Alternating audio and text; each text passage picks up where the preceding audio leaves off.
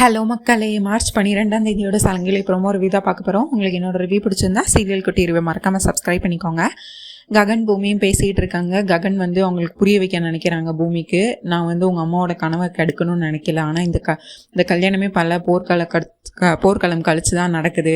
அதனால் நமக்கு இப்போ இந்த கல்யாணம் ரொம்ப முக்கியம். டான்ஸ் காம்படிஷன் எப்போனாலும் வரும், ஆனால் நான் அவங்க அம்மா இதை நான் மதிக்கிறேன், நான் தானே இதெல்லாம் பண்ணேன் அப்படிங்கிற மாதிரி அவர் எடுத்து சொல்கிறாரு. உடனே பூமி சொல்கிறாங்க, இல்லை நீங்கள் எனக்கு இதெல்லாம் புரிய வைக்கணுமா, எனக்கு புரியாதா இதெல்லாம் அப்படின்னு சொல்கிறாங்க.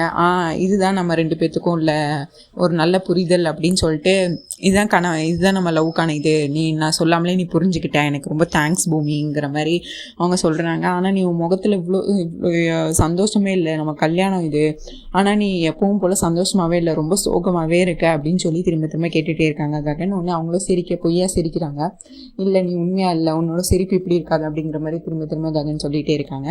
உடனே அவங்களும் திரும்ப சிரித்து அவங்க பின்னாடி வந்து அந்த கட் அவுட் இருக்கும், அந்த கட் அவுட்டில் ககன் பூமி ஃபோட்டோ இருக்கும், அதை பார்த்து திரும்ப அவங்க கல்யாணம் பண்ணணும் அப்படிங்கிற மாதிரி கை செய்கையால் ககன் இந்த மாதிரி பண்ணிகிட்டே இருக்காங்க. உடனே மருதாணி பாட்டி வந்து அந்த இடத்துக்கு வராங்க. வந்துட்டு என்ன எப்படி நீங்கள் கல்யாணம் ஆகி பேச தானே போகிறீங்க, இப்போது ரிச்சுவல்ஸ் எல்லாம் இருக்குது, நான் பூமியை கூப்பிட்டு போய் பண்ண தான் செய்யணும் அப்படிங்காங்க. இவங்க வேறு சிவபூஜையில் கரடி வந்த மாதிரின்னு ககன் ஃபீல் பண்ணுறாங்க. அப்புறம் வந்து கூட்டிகிட்டு போகிறாங்க. பூமியும் நான் போய் ரிச்சுவல்ஸ் எல்லாம் பண்ணுறேங்கிற மாதிரி சொல்லிவிட்டு அங்கேருந்து கிளம்பி போகிறாங்க. திரும்ப மணமேடையில் உட்காந்து அவங்க அந்த ரிச்சுவல்ஸ்லாம் பண்ணிகிட்டு இருக்காங்க. என் நட்சத்திராக்கு பார்த்து வயிறு எரியுது. ககன் வந்து பூமி பண்ணுறதெல்லாம் பார்த்து ரசிச்சுட்டு இருக்காங்க.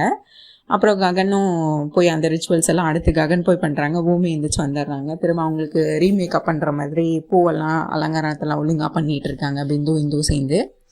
இங்கே அவங்க ககனம் அந்த ரிச்சுவல்ஸ் எல்லாம் பண்ணிகிட்டு இருக்காங்க. இவங்க அச்சதையெல்லாம் மேலே போடணும். அந்த மாதிரி கிருஷ்ண பிரசாத் வந்து யாருக்கும் தெரியாமல் அச்சதையெல்லாம் அவங்க ககன் மேலே போட்டுட்ருக்காங்க.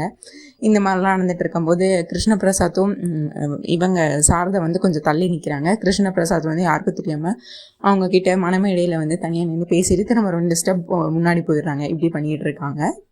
அப்புறம் மீரா நான் அவங்கக்கிட்ட தனியாக பேசணும் வாங்க அப்படின்னு சொல்லிட்டு சாரதை வெளுத்துட்டு போகிறாங்க. நீ என்ன எப்படியோ உன் பையனுக்கு கல்யாணம் பண்ணி வச்சிடலான்னு நினைக்கிறியா, நீ டிவோர்ஸ் கொடுக்காம இந்த கல்யாணம் கண்டிப்பாக நடக்காது, நான் இந்த பெட்ரோலை ஊற்றி கொளுத்திக்குவேன்னு சொல்லிட்டு திரும்பி அவங்கள பிளாக்மெயில் பண்ணுறாங்க.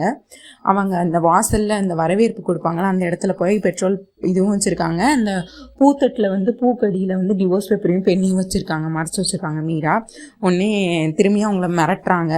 மீரா வந்து சாரதா மிரட்டுறாங்க, எப்படியோ ககன் பூமி கல்யாணம் நடந்துடும், அதுக்கடுத்து நீயும் கிருஷ்ண பிரசாத் சேர்ந்துடலாம், ஒன்றா சேர்ந்துடலாம், கடைசியில் என் குடும்பத்தை அனாதையை விட்டு போயிடலான்னு நினைக்கிறியா, அது கண்டிப்பாக நடக்காது, நீ டிவோர்ஸ் கொடுக்காத வரையில் இந்த கல்யாணம் கண்டிப்பாக நடக்காதுன்னு சொல்லிட்டு திரும்பியும் பிளாக்மெயில் பண்ணுறாங்க. அதுவும் இல்லாமல் நீ உன் பையன் மேலே சத்தியம் பண்ணியிருக்க, இருந்தாலும் உனக்கு எவ்வளோ இருக்கா அப்படின்னு சொல்லிட்டு திரும்ப திரும்ப மீரா வந்து அவங்கள சந்தேகப்பட்டு இது பண்ணிகிட்டு இருக்காங்க. சாரதா வந்து அவங்களுக்கு புரிய வைக்க ட்ரை பண்ணுறாங்க. நான் என் பையன் மேலே சத்தியம் பண்ணியிருக்கேன் மீரா, கல்யாணம் நடக்கிறதுக்குள்ளே நான் தான் கொடுக்குறேன்னு சொல்லிட்டேன்ல, அப்புறம் என்ன மீரா அப்படின்னா, ஒன்றே நீ இப்போ டிவோர்ஸில் சைன் பண்ணணும், அப்படி இல்லைன்னா உன் பையன் பூமி கழுத்தில் முடிச்சு போடும்போது நான் இங்கே பெட்ரோல் ஊற்றிட்டு நான் செத்து போயிடுவேன், அதுக்கடுத்து இந்த கல்யாணம் இனிமேல் எப்போயுமே நடக்க போகிறதில்ல அப்படின்னு சொல்லி திரும்பியும் மிரட்டுறாங்க. உன்னை கல்யாண வீட்டில் நீயே மீரா அப்படி பண்ணிகிட்டு இருக்க அப்படின்னு சொல்லிட்டு, சரி நான் டிவோர்ஸ் பேப்பரில் சைன் பண்ணுறேன் அப்படின்னு சொல்லிட்டு சாரதா வந்து சைன் பண்ண வராங்க. நீ மட்டும் சைன் பண்ணால் போதும், அது கேபியும் சைன் பண்ணணும் அப்படின்னு சொல்லிட்டு மீரா சொல்கிறாங்க. போய் கூட்டிகிட்டு வர்றது, கேபியை கூப்பிட்டு வர்றதுக்காண்டி திரும்ப மணமேடைக்கு போகிறாங்க. உடனே உங்ககிட்ட பேசணும் அப்படின்னு சொல்கிறாங்க. என்ன பேசணும் மீரா, என்ன பேசணும் சாரதா அப்படின்னு கேபி கேட்குறாரு. வாங்க அங்கே வாங்க அப்படின்னு சொல்லிட்டு போயிடுறாங்க. உடனே கேபி வந்து குழப்பத்திலே வராங்க. மீரா ஒன்று இருக்காங்க, பார்த்து குழம்பிடுறாங்க. மீரா நீ இங்கே என்ன பண்ணுற, சாரதா எதுக்கு நீ என்ன இங்கே வர சொன்ன அப்படின்னா, நான் இந்த டிவோர்ஸ் பேப்பரில் நான் வந்து இப்போ சைன் பண்ண போகிறேன், நீங்களும் சைன் பண்ணிடுங்க அப்படிமா. உடனே மீராவுக்கு அவங்க வந்து புரிய வைக்க நினைக்கிறாங்க. எதுக்கு மீரா நீ இப்போ டிவோர்ஸ் பேப்பரில் சைன்லாம் கேட்குற, உனக்கு என்ன பிரச்சனை அப்படிங்கிற மாதிரி திரும்பியும் கேட்டுட்டு இருக்காங்க. மீரா முன்னாடி சாரதா வந்து கேபியை மிரட்டுறாங்க. நீங்கள் ஒரு வேளை இந்த இதில் சைன் பண்ணல, நம்ம பிள்ளைங்களுக்காக தான் நான் இதை பண்ணுறேன், ககனுக்காக தான் நான் இதை பண்ணுறேன், ககனும் சந்தோஷமாக இருக்கணும்னா இது பண்ணணும் அப்படிங்கிற மாதிரி சொல்லிட்டு அவங்க வந்து நான் சைன் பண்ணுறேன், இப்போ ஒரு வேளை நீங்கள் கேபி இதில் சைன் பண்ணலன்னா நான் இங்கேயே அந்த பெட்ரோலில் நான் எடுத்து தீக்குளிச்சிடுவேன் அப்படிங்கிற மாதிரி திரும்ப சாரதா வந்து கேபியை மிரட்டுறாங்க. உடனே சாரதா இப்படி சொல்லிட்டாங்க, அதுக்காண்டி உனக்கு நான் ஆல்ரெடி நிறைய துரோகம் பண்ணிட்டேன் சாரதா, இதுக்கு மேலே நான் உனக்கு துரோகம் பண்ண விரும்பலை, உன்னோட இது நம்ம பையன் பொண்ணுக்காக நான் இது பண்ணுறேன் அப்படிங்கிற மாதிரி சொல்லிட்டு நானும் சைன் பண்ணுறேன் அப்படின்னு சொல்லிட்டு ஃபஸ்ட்டு வந்து சாரதா சைன் பண்ணுறாங்க, அழுதுகிட்டே சைன் பண்ணுறாங்க.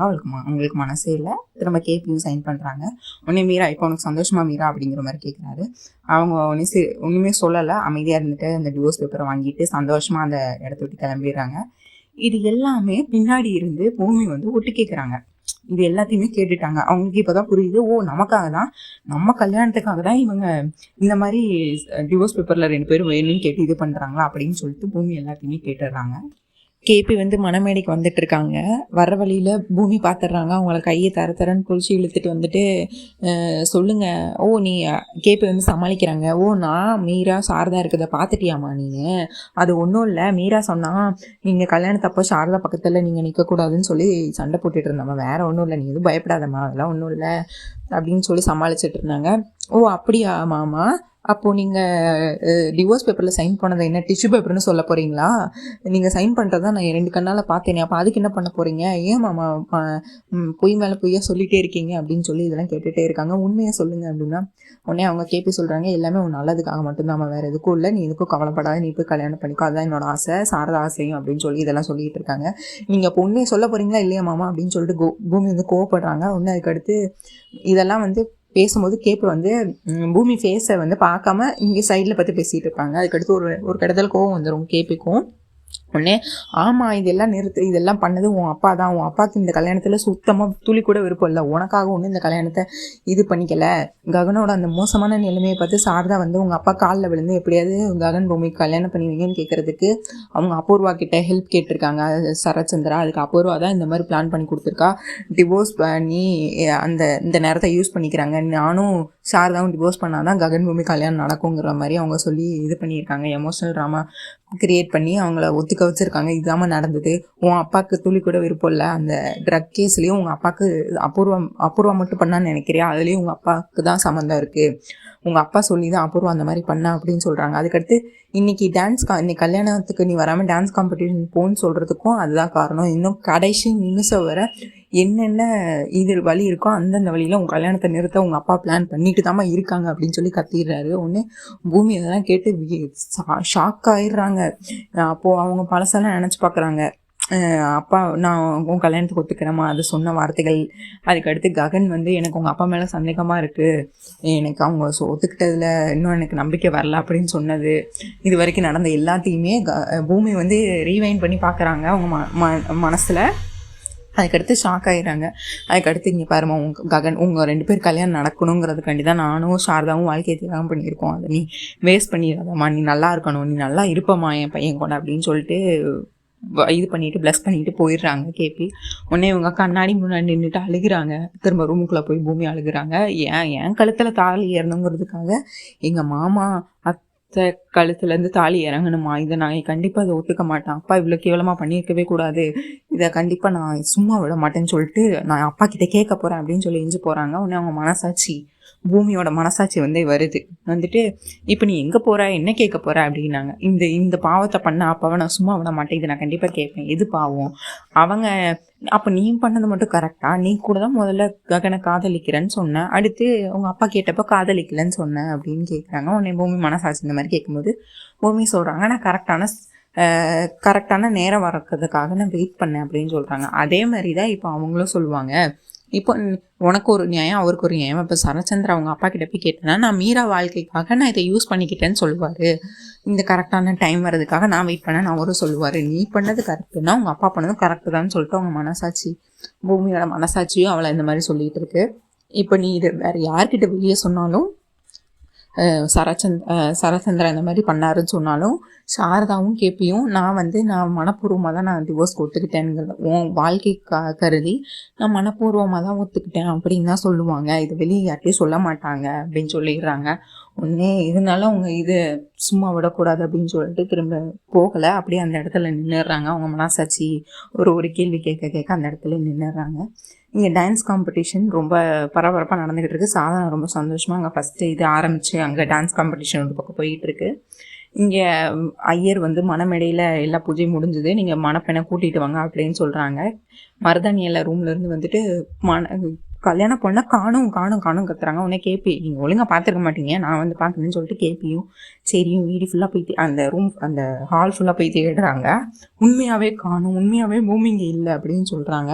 உடனே அதுக்கடுத்து அந்த வந்திருக்க மக்கள் எல்லாரும் சேர்ந்து இந்த கல்யாணம் நடக்காதுன்னு எனக்கு முன்னாடியே தெரியுது, என்ன குடும்பம், இவங்க அப்பாவே கிடையாது, இவனுக்கு இவங்க அப்பாவே சின்ன வயசில் விட்டு போனவங்க தான், இவங்களுக்குலாம் இவங்க கல்யாணத்தில் இவங்க குடும்பத்தில் என்னதுதான் நல்லதுன்னு வந்திருக்கு அப்படின்னு சொல்லிட்டு ககன் குடும்பத்தை ரொம்ப கேவலமாக பேசுகிறாங்க அங்கே சுற்றி உள்ளவங்க எல்லாரும். உடனே நட்சத்திரம் இதெல்லாம் கேட்டு ஜாலியாகிடுறா, எப்படியோ பூமி போயிட்டா நம்ம தான் கல்யாணம் பண்ணிக்க போகிறோன்னு அவள் ஒரு பக்கம் ரொம்ப ஹாப்பியாக இருக்கா. இங்கே ககன் அதுக்கடுத்து வாங்க இந்த கல்யாணம் நடக்காது அப்படின்னு சொல்லிட்டு எல்லாம் அங்கே இருக்கிற மக்கள் எல்லாம் எழுந்திரிச்சு இந்த கல்யாணம் எப்படி நடக்க போகிறதில்ல, வீட்டை பக்கம் போவோம் வாங்க அப்படின்னு சொல்லி கிளம்புறாங்க. உடனே ககன் எழுந்திரிச்சு கோவப்படுறான், கத்துறான், இந்த கல்யாணம் நடக்கும், பூமி இங்கே வருவா அப்படின்னு சொல்லிட்டு கத்துறான். எல்லோரும் உட்காருங்க அப்படின்னு சொல்லிட்டு கத்துறான். இதுக்கடுத்து என்ன நடந்துச்சுன்னு நாளைக்கு ரிவ்யூவில் பார்க்கலாம் மக்களே. இன்றைக்கி இவ்வளோதான் ரிவ்யூ. தேங்க்யூ மக்களே, நன்றி, நாளை சந்திப்போம். சீரியல் குட்டி சப்ஸ்கிரைப் பண்ண மறக்காதீங்க. தேங்க்யூ.